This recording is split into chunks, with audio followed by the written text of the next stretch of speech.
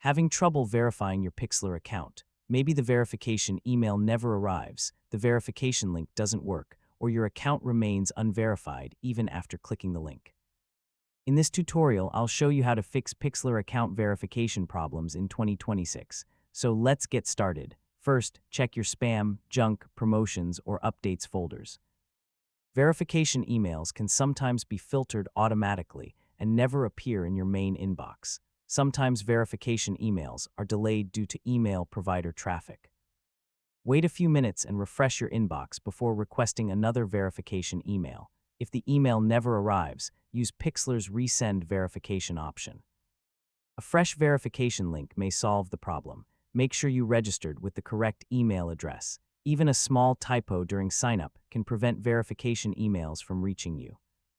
If the verification link doesn't work, copy and paste it into another browser. Yeah, sometimes browser-related issues can prevent verification pages from loading correctly. Old browser data can occasionally interfere with account verification pages. Clear your cache and cookies, restart your browser, and try the verification link again. Ad blockers, privacy extensions, and security tools can sometimes block verification redirects. Temporarily disable them and test the link again. Verification links may expire after a certain period. If you're using an older email, request a new verification message and use the latest link. Try signing into your Pixlr account and checking the account settings page. In some cases, the account may already be verified even if the confirmation message wasn't displayed. If none of these solutions work, contact Pixlr support and provide details about the issue.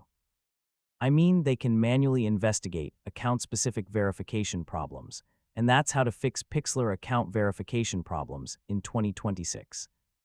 Most verification issues can be solved by checking spam folders, requesting a new email, using a fresh verification link, or clearing browser data. Thanks for watching, and I'll see you in the next tutorial.